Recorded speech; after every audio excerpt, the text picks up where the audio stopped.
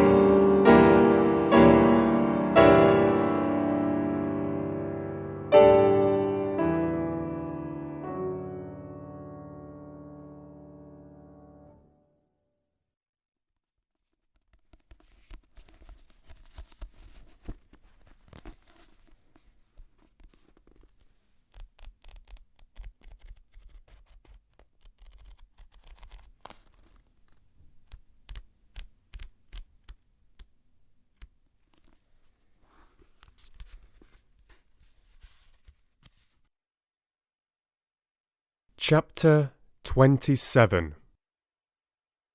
Mina Harker's Journal. 1st of November. All day long we have travelled, and at good speed. The horses seem to know that they are being kindly treated, for they go willingly their full stage at best speed. We have now had so many changes and find the same thing so constantly that we are encouraged to think that the journey will be an easy one. Dr. Van Helsing is laconic. He tells the farmers that he is hurrying to Bistritz, and pays them well to make the exchange of horses. We get hot soup, or coffee, or tea, and off we go. It is a lovely country, full of beauties of all imaginable kinds. And the people are brave and strong and simple, and seem full of nice qualities. They are very, very superstitious. In the first house where we stopped, when the woman who served us saw the scar on my forehead, she crossed herself and put out 2 fingers towards me, to keep off the evil eye. I believe they went to the trouble of putting an extra amount of garlic into our food, and I can't abide garlic. Ever since then I have taken care not to take off my hat or veil, and so have escaped their suspicions. We are travelling fast, and as we have no driver with us to carry tales, we go ahead of scandal. But I dare say that fear of the evil eye will follow hard behind us all the way. The professor seems tireless. All day he would not take any rest, though he made me sleep for a long spell. At sunset time he hypnotized me, and he says that I answered as usual. Darkness, lapping water, and creaking wood. So our enemy is still on the river. I am afraid to think of Jonathan, but somehow I have now no fear for him, or for myself. I write this whilst we wait in a farmhouse for the horses to be got ready. Dr. Van Helsing is sleeping. Poor dear, he looks very tired and old and grey, but his mouth is set as firmly as a conqueror's. Even in his sleep he is instinct with resolution. When we have well started, I must make him rest whilst I drive. I shall tell him that we have days before us, and he must not break down when most of all his strength will be needed. All is ready. We are off shortly.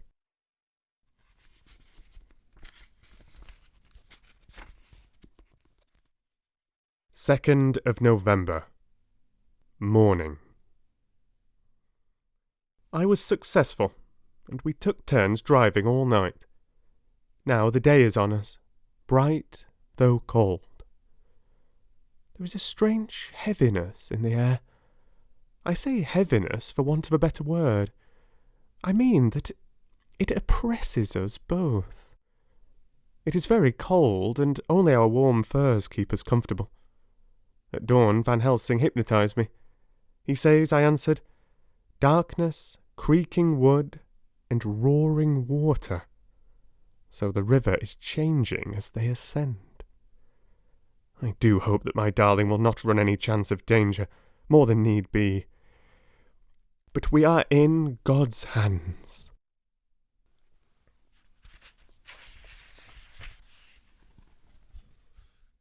Second of November. Night. All day long driving. The country gets wilder as we go, and the great spurs of the Carpathians, which at Veraceti seem so far from us and so low on the horizon, now seem to gather round us and tower in front. We both seem in good spirits. I think we make an effort each to cheer the other. In the doing so, we cheer ourselves.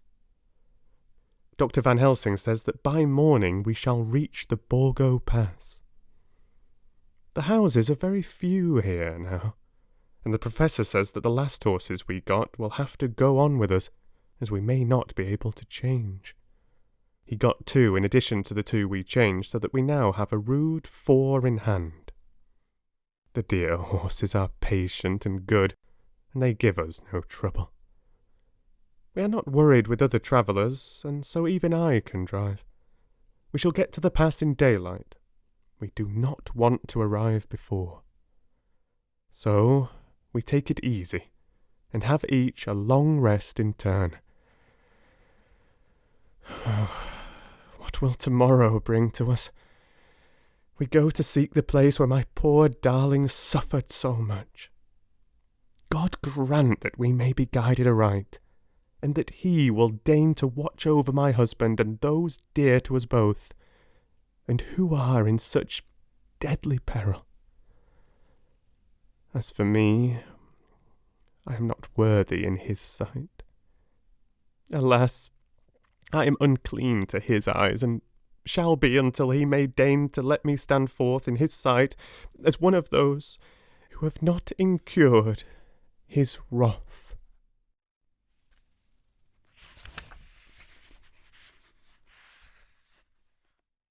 Memorandum by Abraham Van Helsing. 4th of November. This to my old and true friend, John Seward, M.D. of Purfleet, London, in case I may not see him. It may explain. It is morning, and I write by a fire which all the night I have kept alive, Madame Mina aiding me. It is cold, cold, so cold that the grey, heavy sky is full of snow, which when it falls will settle for all winter as the ground is hardening to receive it. It seems to have affected Madame Mina. She has been so heavy of head all day that she was not like herself.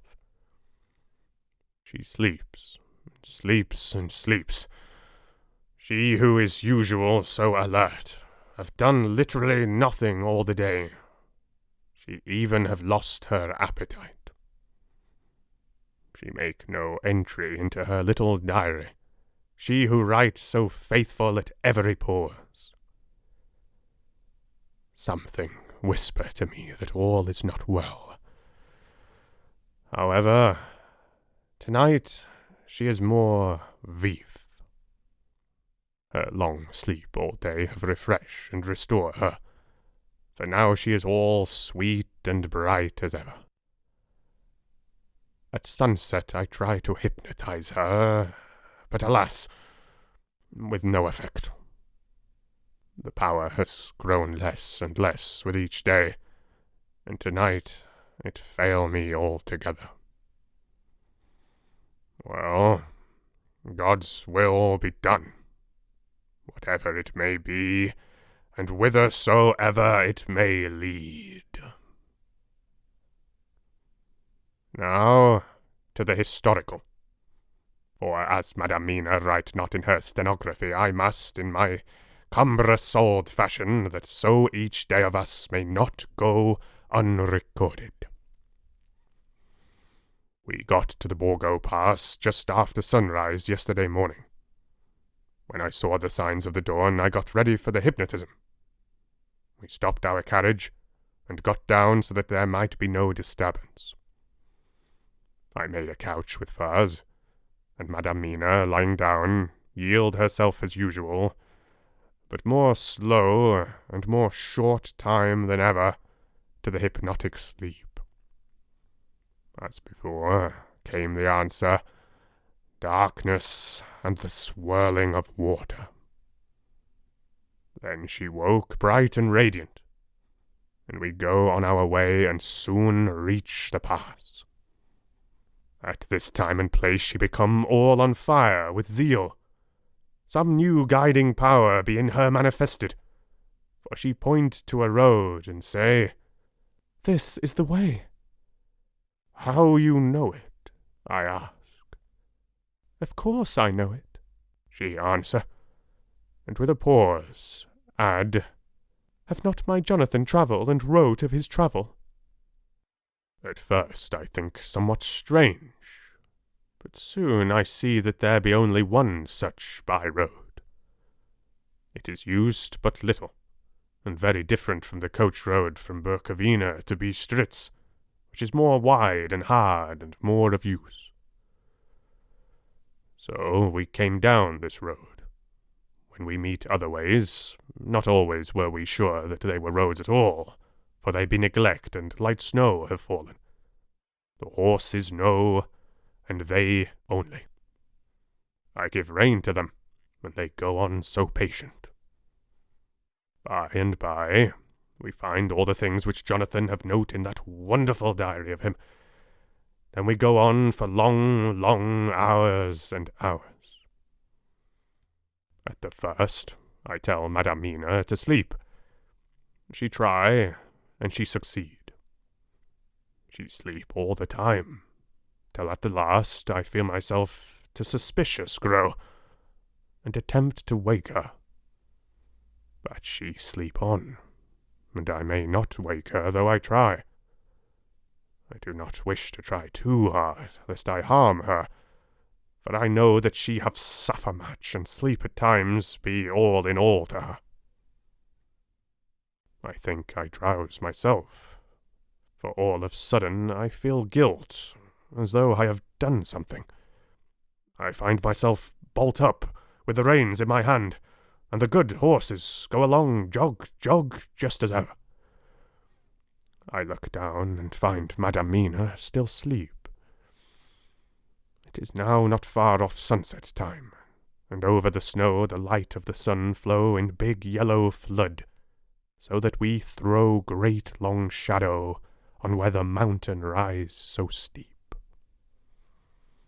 For we are going up and up, and all is oh so wild and rocky, as though it were the end of the world. Then I arouse Madame Mina. This time she wake with not much trouble, and then I try to put her to hypnotic sleep. But she sleep not, being as though I were not. Still I try and try, till all at once I find her and myself in dark. So I look round, and find that the sun have gone down. Madame Mina laugh, and I turn and look at her. She is now quite awake, and looks so well as I never saw her since that night at Carfax when we first enter the Count's house. I am amazed, and not at ease then. But she is so bright and tender and thoughtful for me that I forget all fear. I light a fire, for we have brought supply of wood with us, and she prepare food while I undo the horses and set them, tethered in shelter, to feed. Then when I return to the fire, she have my supper ready. I go to help her, but she smile and tell me that she have eat already, that she was so hungry that she would not wait. I like it not. I have grave doubts, but I fear to affright her, and so I am silent of it. She help me, and I eat alone. And then we wrap in fur and lie beside the fire, and I tell her to sleep while I watch. But presently I forget all of watching, and when I sudden remember that I watch, I find her lying quiet, but awake, and looking at me with so bright eyes. Once, twice more the same occur, and I get much sleep till before morning. When I wake, I try to hypnotize her, but alas, though she shut her eyes obedient, she may not sleep. The sun rise up, and up, and up, and then sleep come to her too late, but so heavy that she will not wake. I have to lift her up, and place her sleeping in the carriage when I have harnessed the horses and make all ready. Madame still sleep, and she look in her sleep more healthy and more redder than before, and I like it not. And I am afraid. I am afraid of all things, even to think, but I must go on my way. The stake we play for is life and death, or more than these, and we must not flinch.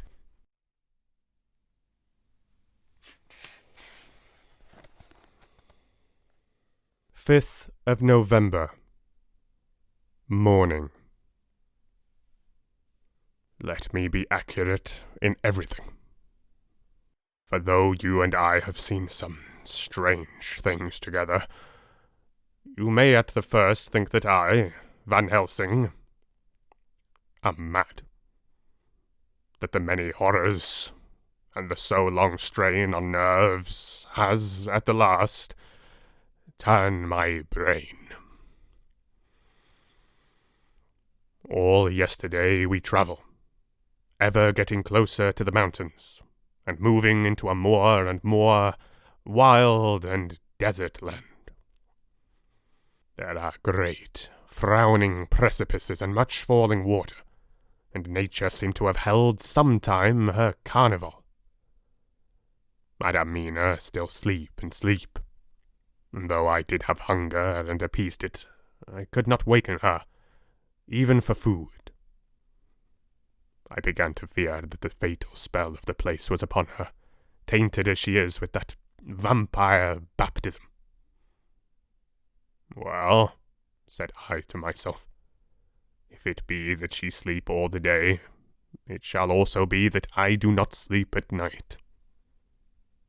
As we travel on the rough road, for a road of an ancient and imperfect kind there was, I held down my head and slept.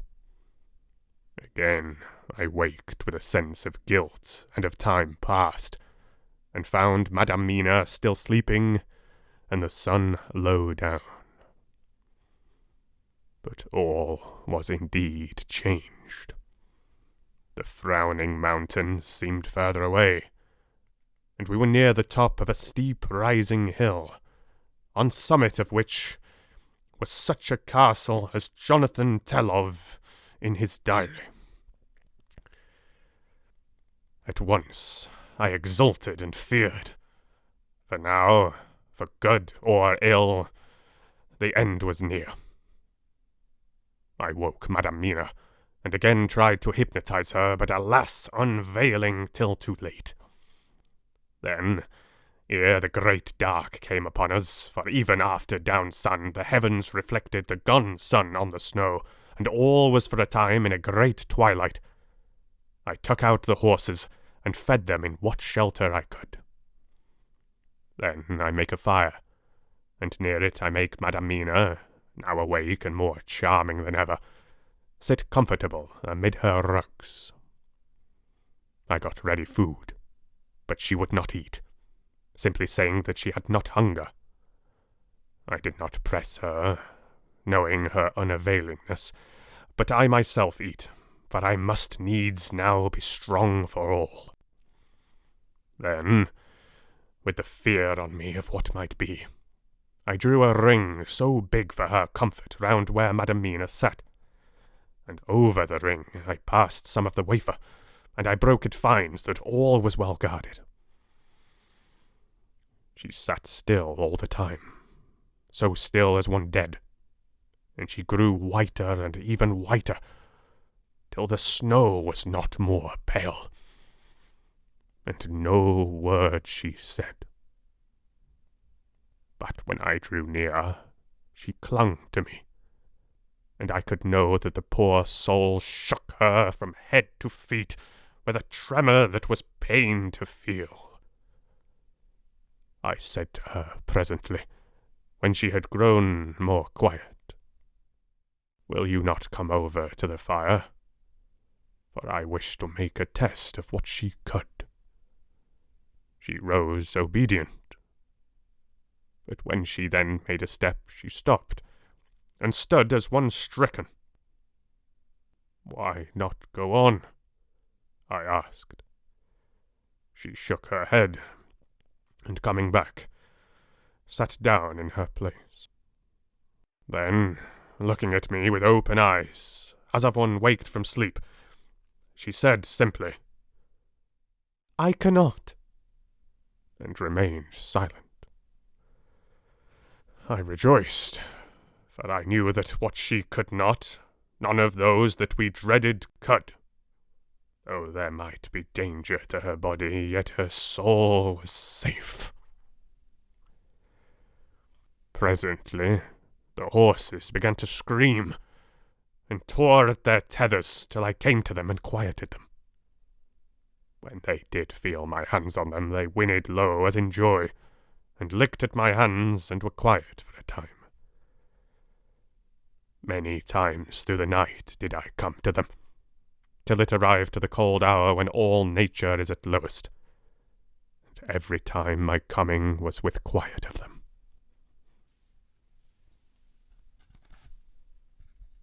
In the cold hour the fire began to die, and I was about stepping forth to replenish it, for now the snow came in flying sweeps, and with it a chill mist.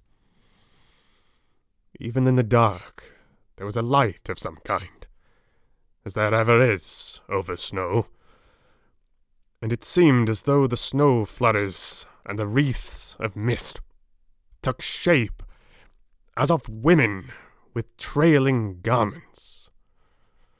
All was in dead, grim silence, only that the horses whinnied and cowered, as if in terror of the worst. I began to fear horrible fears, but then came to me the sense of safety in that ring wherein I stood. I began, too, to think that my imaginings were of the night, and the gloom, and the unrest that I have gone through, and all the terrible anxiety. It was as though my memories of all Jonathan's horrid experience were befooling me, for the snowflakes and the mist began to wheel and circle round, till I could get as though a shadowy glimpse of those women that would have kissed him.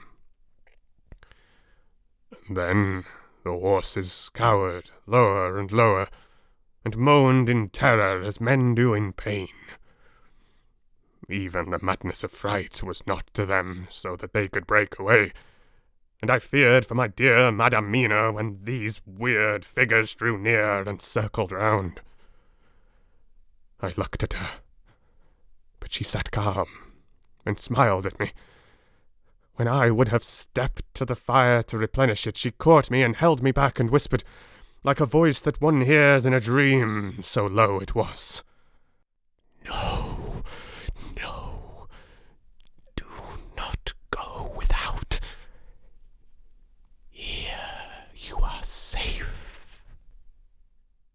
I turned to her, and looking in her eyes, said, "But you, it is for you that I fear." Whereat she laughed, a laugh low and unreal, and said, "Fear for me? fear for me. None safer in all the world from them than I am. And as I wondered at the meaning of her words, a puff of wind made the flame leap up, and I see the red scar on her forehead. Then, alas, I knew. Did I not, I would soon have learned, for the wheeling figures of mist and snow came closer, but keeping ever without the holy circle. Then they began to materialize, till, if God have not take away my reason, for I saw it through my eyes, there were before me in actual flesh the same 3 women that Jonathan saw in the room when they would have kissed his throat. I knew the swaying round forms, the bright hard eyes, the white teeth, the ruddy colour, the voluptuous lips. They smiled ever at poor dear Madam Mina, and as their laugh came through the silence of the night, they twined their arms and pointed to her, and said in those so sweet, tingling tones that Jonathan said were of the intolerable sweetness of the water glasses, "Come, sister, come to us. Come, come." In fear I turned to my poor Madam Mina, and my heart with gladness leapt like flames. For oh, the terror in her sweet eyes, the repulsion, the horror, told a story to my heart that was all of hope. God be thanked she was not yet of them. I seized some of the firewood which was by me, and holding out some of the wafer, advanced on them towards the fire.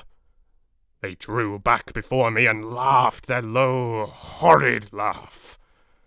I fed the fire, and feared them not, for I knew that we were safe within our protections. They could not approach me while so armed, nor Madam Mina while she remained within the ring, which she could not leave no more than they could enter. The horses had ceased to moan, and lay still on the ground. The snow fell on them softly, and they grew whiter. I knew that there was for the poor beasts no more of terror. And so we remained, till the red of the dawn began to fall through the snow gloom. I was desolate and afraid, and full of woe and terror. But when that beautiful sun began to climb the horizon, life was to me again. At the first coming of the dawn, the horrid figures melted in the whirling mist and snow. The wreaths of transparent gloom moved away towards the castle, and were lost. Instinctively, with the dawn coming, I turned to Madam Mina, intending to hypnotize her. But she lay in a deep and sudden sleep, from which I could not wake her. I tried to hypnotize through her sleep, but she made no response. None at all. And the day broke. I fear yet to stir. I have made my fire, and have seen the horses. They are all dead. Today I have much to do here, and I keep waiting till the sun is up high. For there may be places where I must go, where that sunlight, though snow and mist obscure it, will be to me a safety.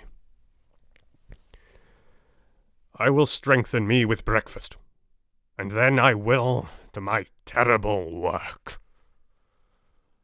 Madam Mina still sleeps. And oh God, be thanked, she is calm in her sleep.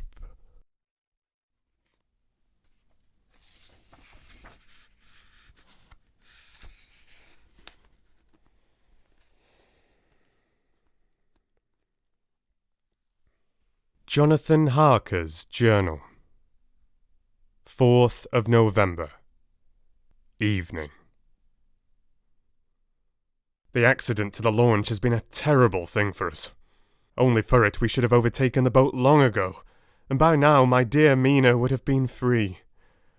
I fear to think of her, off on the wolds, near that horrid place. We have got horses, and we will follow on the track. I note this whilst Godalming is getting ready. We have our arms. The Zagani must look out if they mean fight. Oh, if only Morris and Seward were with us. We must only hope. If I write no more, goodbye, Mina. God bless and keep you.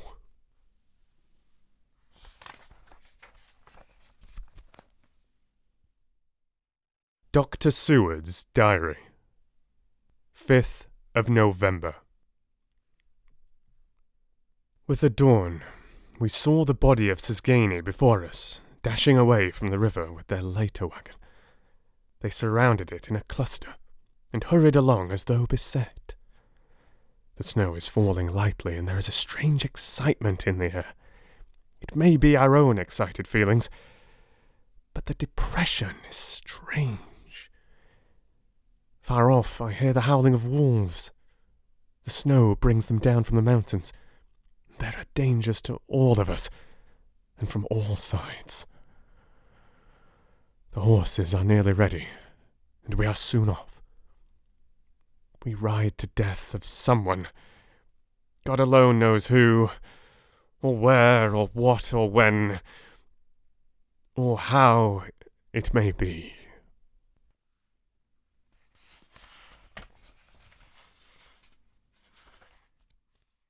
Dr. Van Helsing's Memorandum. 5th of November. Afternoon. I am at least sane. Thank God for that mercy at all events, though the proving it has been dreadful. When I left Madame Mina sleeping within the holy circle, I took my way to the castle. The blacksmith hammer which I took in the carriage from Verassetti was useful. Though the doors were all open, I broke them off the rusty hinges, lest some ill intent or ill chance should close them, so that being entered I might not get out. Jonathan's bitter experience served me here. By memory of his diary I found my way to the old chapel, for I knew that here my work lay. The air was oppressive. It seemed as if there was some sulphurous fume, which at times made me dizzy. Either there was a roaring in my ears, or I heard afar off the howl of wolves, and I bethought me of my dear Madame Mina, and I was in terrible plight.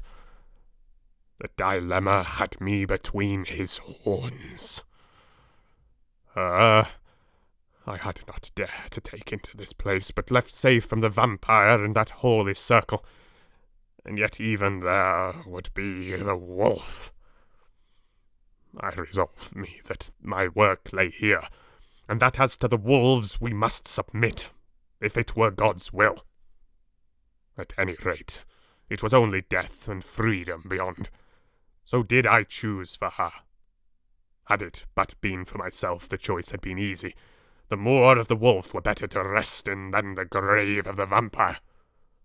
So I make my choice to go on with my work. I knew that there were at least 3 graves to find. Graves that are in habit. So I search and search, and I find one of them. She lay there in her vampire sleep, so full of life and voluptuous beauty that I shudder, as though I have come to do murder. I doubt not that in old time, when such things were, Many a man who set forth to do such a task as mine found at the last his heart fail him, and then his nerve. So he delay and delay and delay, till the mere beauty and the fascination of the wanton undead have hypnotized him, and he remain on, till sunset come, and the vampire sleep be over. Then the beautiful eyes of the fair woman open, and look love, and the voluptuous mouth present to a kiss, and man is weak. And there remain one more victim in the vampire fold, one more to swell the grim and grisly ranks of the undead. There is some fascination, surely, when I am moved by the mere presence of such an one, even lying as she lay in a tomb, fretted with age and heavy with the dust of centuries, though there be that horrid odour such as the lairs of the Count have had. Yes, I was moved. I, Van Helsing, with all my purpose, and with my motive for hate. I was moved to a yearning for delay which seemed to paralyze my faculties and to clog my very soul. It may have been that the need of natural sleep and the strange oppression of the air were beginning to overcome me. Certain it was that I was lapsing into sleep, the open-eyed sleep of one who yields to a sweet fascination, when there came, through the snow-stilled air, a long, low wail, so full of woe and pity that it woke me like the sound of a clarion. For it was the voice of my dear Madam Mina that I heard. Then I braced myself again to my horrid task, and found, by wrenching away tomb-tops, one other of the sisters, the other dark one. I dared not pause to look on her as I had on her sister, lest once more I should begin to be enthralled. But I go on searching, until, presently, I find in a high great tomb, as if made to one much beloved, that other fair sister, which, like Jonathan, I had seen to gather herself out of the atoms of the mist. She was so fair to look on, so radiantly beautiful, so exquisitely voluptuous, that the very instinct of man in me, which calls some of my sex to love and to protect one of hers, made my head whirl with new emotion. But God be thanked, that soul wail of my dear Madamina had not died out of my ears, and before the spell could be wrought further upon me, I had nerved myself to my wild work. By this time I had searched all the tombs in the chapel, so far as I could tell, and as there had been only 3 of these undead phantoms around us in the night, I took it that there were no more of active undead existent. There was one great tomb, more lordly than all the rest. Huge it was, and nobly proportioned. On it was but one word: Dracula. This, then, was the undead home of the King Vampire, to whom so many more were due. Its emptiness spoke eloquent to make certain what I knew. Before I began to restore these women to their dead selves through my awful work, I laid in Dracula's tomb some of the wafer, and so banished him from it. undead, forever. Then began my terrible task, and I dreaded it. Had it been but one, it had been easy comparative. But 3, to begin twice more after I had been through a deed of horror, for it was terrible with the sweet Miss Lucy. What would it not be with these strange ones who had survived through centuries, and who had been strengthened by the passing of the years, who would, if they could, have fought for their foul lives. Oh, my friend John, but it was butcher work. Had I not been nerved by thoughts of other dead, and of the living over whom hung such a pall of fear, I could not have gone on. I tremble and tremble even yet, though till all was over, God be thanked, my nerve did stand.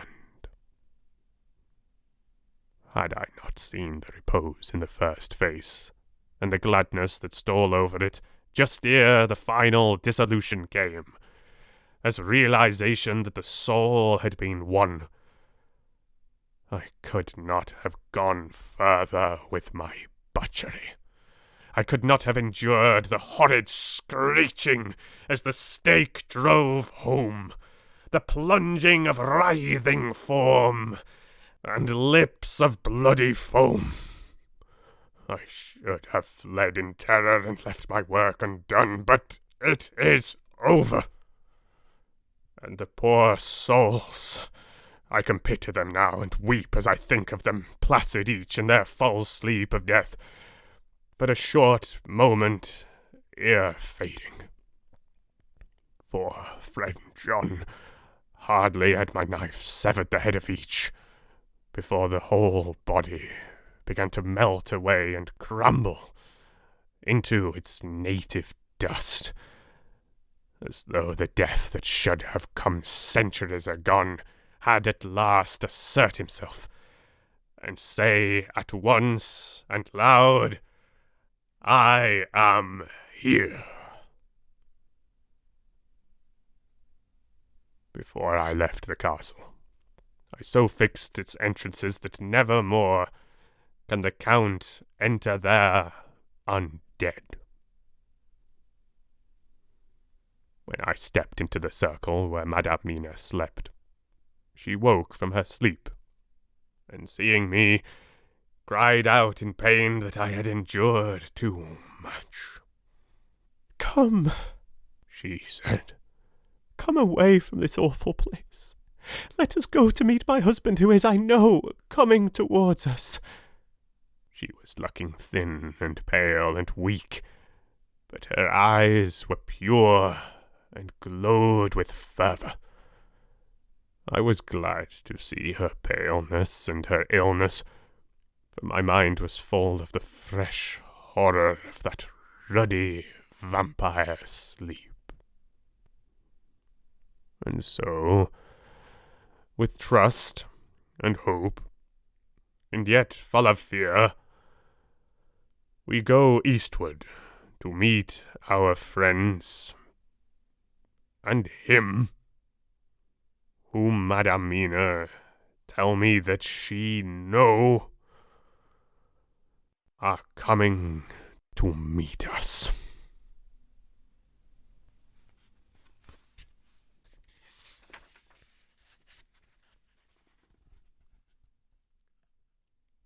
Mina Harker's Journal, 6th of November. It was late in the afternoon when the Professor and I took our way towards the east, whence I knew Jonathan was coming. We did not go fast, though the way was steeply downhill, for we had to take heavy rugs and wraps with us. We dared not face the possibility of being left without warmth in the cold and in the snow. We had to take some of our provisions too, for we were in a perfect desolation, and so far as we could see through the snowfall, there was not even the sign of a habitation. When we had gone about a mile, I was tired with the heavy walking and sat down to rest. Then we looked back and saw where the clear line of Dracula's castle cut the sky. For we were so deep under the hill whereon it was set, that the angle of perspective of the Carpathian mountains was far below it.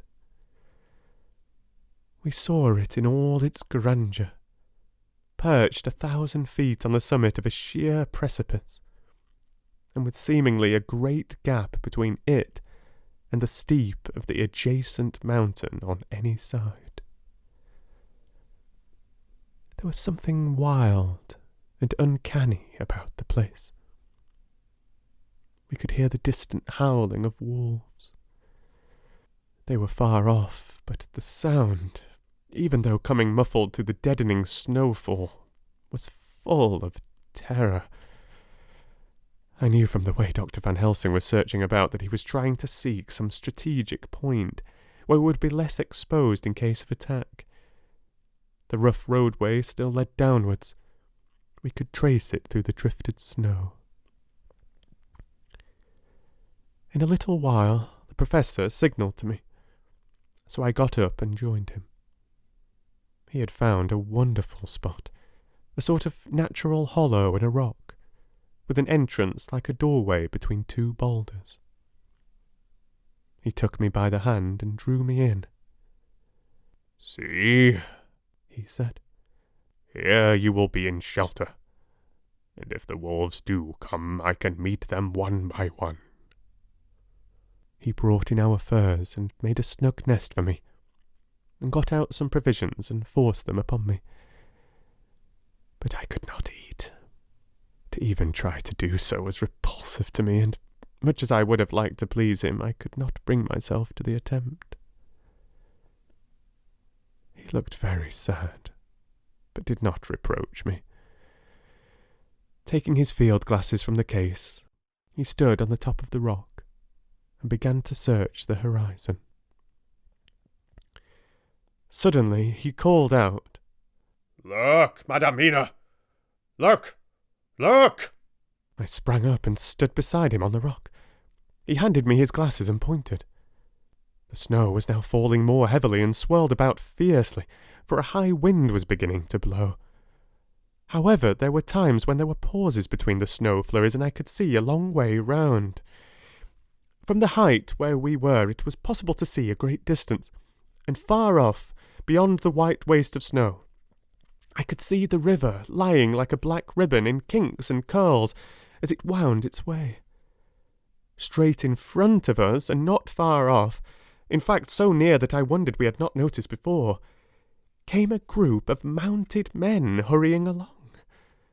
In the midst of them was a cart, a long later wagon which swept from side to side like a dog's tail wagging with each stern inequality of the road. Outlined against the snow as they were, I could see from the men's clothes that they were peasants or gypsies of some kind. On the cart was a great square chest. My heart leaped as I saw it, for I felt that the end was coming. The evening was now drawing close, and well I knew that at sunset the thing, which was till then imprisoned there, would take new freedom and could in any of many forms elude all pursuit. In fear I turned to the professor. To my consternation, however, he was not there. An instant later I saw him below me. Round the rock he had drawn a circle, such as we had found shelter in last night. When he had completed it, he stood beside me again, saying, "At least you shall be safe here from him." He took the glasses from me, and at the next lull of the snow swept the whole place below us. "See," he said, "they come quickly. They are flogging the horses and galloping as hard as they can." He paused, and went on in a hollow voice. "They are racing for the sunset. We may be too late. God's will be done." Down came another blinding rush of driving snow, and the whole landscape was blotted out. It soon passed, however, and once more his glasses were fixed on the plain. Then came a sudden cry. "Look, look, look! See! 2 horsemen follow fast, coming up from the south. It must be Quincy and John. Take the glass. Look, before the snow blots it all out." I took it and looked. The 2 men might be Dr. Seward and Mr. Morris. I knew at all events that neither of them was Jonathan. At the same time, I knew that Jonathan was not far off. Looking around, I saw on the north side of the coming party 2 other men, riding at breakneck speed. One of them I knew was Jonathan, and the other I took, of course, to be Lord Godalming. They too were pursuing the party with the cart. When I told the professor, he shouted in glee like a schoolboy, and, after looking intently till a snowfall made sight impossible, he laid his Winchester rifle ready for use against the boulder at the opening of our shelter. "They are all converging," he said. "When the time comes, we shall have the gypsies on all sides." I got out my revolver, ready to hand, for whilst we were speaking, the howling of wolves came louder and closer. When the snowstorm abated a moment, we looked again. It was strange to see the snow falling in such heavy flakes close to us, and beyond, the sun shining more and more brightly as it sank down towards the far mountain tops. Sweeping the glass all round us, I could see here and there dots moving singly and in 2s and 3s and larger numbers. The wolves were gathering for their prey. Every instant seemed an age whilst we waited. The wind came now in fierce bursts, and the snow was driven with fury as it swept upon us in circling eddies. At times we could not see an arm's length before us, but at others, as the hollow-sounding wind swept by us, it seemed to clear the airspace around us so that we could see afar off. We had of late been so accustomed to watch for sunrise and sunset that we knew with fair accuracy when it would be, and we knew that before long the sun would set. It was hard to believe that by our watches it was less than an hour that we waited in that rocky shelter before the various bodies began to converge close upon us. The wind came now with fiercer and more bitter sweeps, and more steadily from the north. It seemingly had driven the snow clouds from us, for with only occasional bursts the snow fell. We could distinguish clearly the individuals of each party, the pursued and the pursuers. Strangely enough, those pursued did not seem to realise, or at least to care, that they were pursued.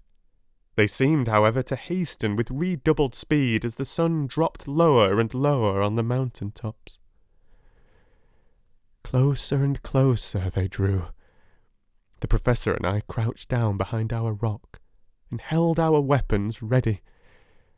I could see that he was determined that they should not pass. One and all were quite unaware of our presence. All at once, 2 voices shouted out, "Halt! Halt!" One was my Jonathan's, raised in a high key of passion, the other Mr. Morris's strong, resolute tone of quiet command. The gypsies may not have known the language, but there was no mistaking the tone, in whatever tongue the words were spoken. Instinctively they reined in, and at the instant Lord Godalming and Jonathan dashed up at one side, and Dr. Seward and Mr. Morris on the other.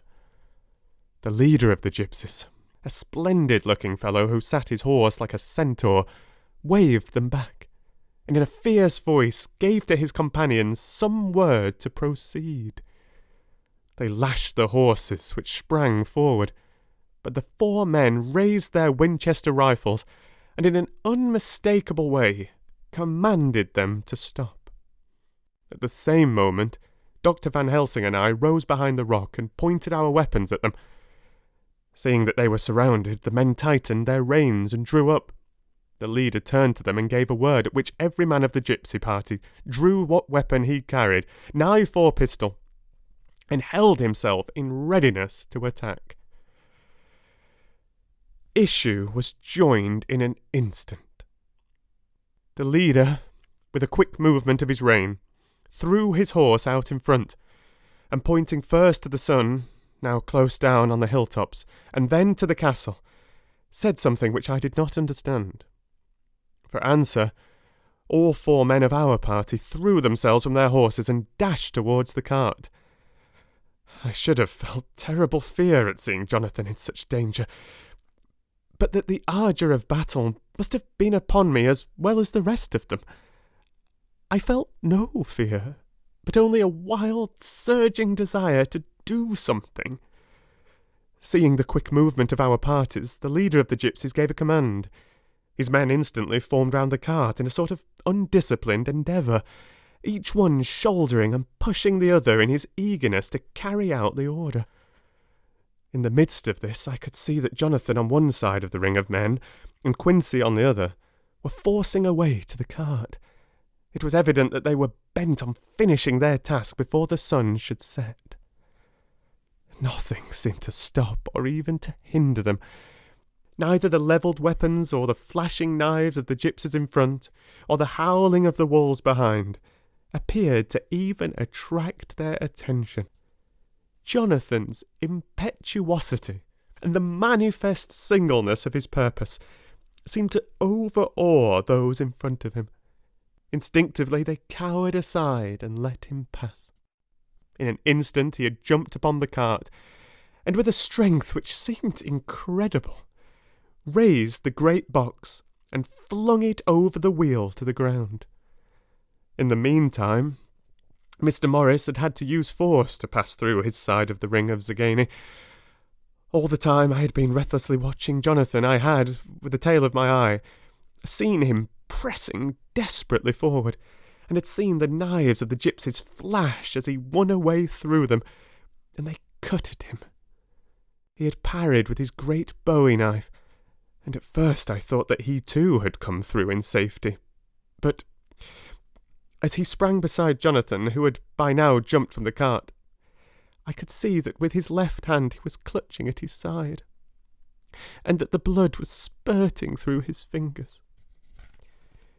He did not delay, notwithstanding this, for as Jonathan, with desperate energy, attacked one end of the chest, attempting to prise off the lid with his great curcary knife, he attacked the other frantically with his bowie.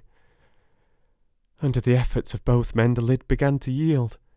The nails drew with a quick screeching sound, and the top of the box was thrown back. By this time, the gypsies, seeing themselves covered by the Winchesters, and at the mercy of Lord Godalming and Dr. Seward, had given in and made no further resistance. The sun was almost down on the mountain tops, and the shadows of the whole group fell long upon the snow. I saw the Count lying within the box upon the earth, some of which the rood falling from the cart had scattered over him. He was deathly pale, just like a waxen image, and the red eyes glared with the horrible vindictive look which I knew too well. As I looked, the eyes saw the sinking sun, and the look of hate in them turned to triumph. But on the instant came the sweep and flash of Jonathan's great knife. I shrieked as I saw it shear through the throat, whilst at the same moment Mr. Morris's bowie knife plunged into the heart. It was like a miracle. But before our very eyes, and almost in the drawing of a breath, the whole body crumbled into dust and passed from our sight. I shall be glad as long as I live that even in that moment of final dissolution, there was in the face a look of peace, such as I never could have imagined might have rested there.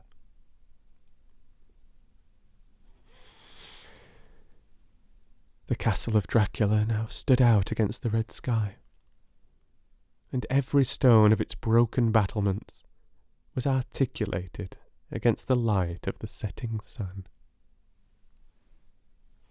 The gypsies, taking us as in some way the cause of the extraordinary disappearance of the dead man, turned without a word and rode away as if for their lives.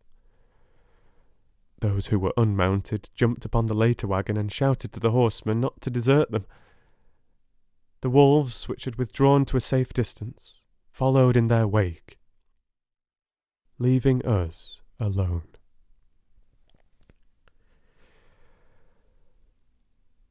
Mr. Morris, who had sunk to the ground, leaned on his elbow,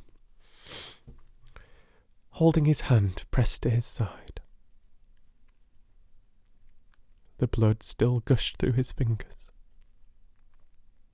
I flew to him, for the holy circle did not now keep me back. So did the two doctors. Jonathan knelt behind him, and the wounded man laid back his head on his shoulder. With a sigh, he took, with a feeble effort, my hand in that of his own, which was unstained. He must have seen the anguish of my heart in my face, for he smiled at me and said, "I am only too happy to have been of any service. Oh God!" he cried suddenly, struggling up to a sitting posture and pointing to me. "It was worth this to die. Look! Look!" The sun was now right down upon the mountain top, and the red gleams fell upon my face, so that it was bathed in rosy light. With one impulse, the men sank on their knees, and a deep and earnest "Amen" broke from all, as their eyes followed the pointing of his finger, as the dying man spoke. "Now God be thanked that all has not been in vain. See, the snow is not more stainless than her forehead. The curse has passed away." And, to our bitter grief, with a smile and in silence, he died, a gallant gentleman.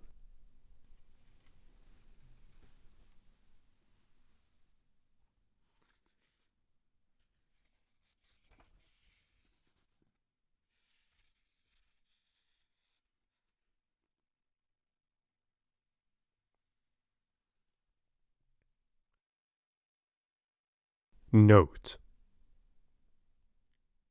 7 years ago we all went through the flames, and the happiness of some of us since then is, we think, well worth the pain we endured.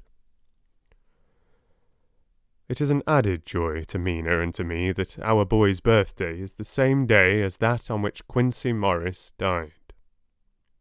His mother holds, I know, the secret belief that some of our brave friend's spirit has passed into him. His bundle of names links all our little band of men together, but we call him Quincey. In the summer of this year, we made a journey to Transylvania, and went over the old ground which was, and is, to us, so full of vivid and terrible memories. It was almost impossible to believe that the things which we had seen with our own eyes and heard with our own ears were living truths. Every trace of all that had been was blotted out. The castle stood as before, reared high above a waste of desolation. When we got home, we got to talking of the old time, which we could all look back on without despair, for Godalming and Seward are both happily married. I took the papers from the safe, where they have been ever since our return so long ago. We were struck with the fact that in all the mass of material of which the record is composed, there is hardly one authentic document. Nothing but a mass of typewriting, except the latter notebooks of Mina and Seward and myself and Van Helsing's memorandum. We could hardly ask anyone, even did we wish to accept these as proofs of so wild a story. Van Helsing summed it all up as he said, with our boy on his knee. "We want no proofs. We ask none to believe us. This boy will some day know what a brave and gallant woman his mother is. Already he knows her sweetness and loving care. Later on he will understand how some men so loved her that they did dare much for her sake." Jonathan Harker.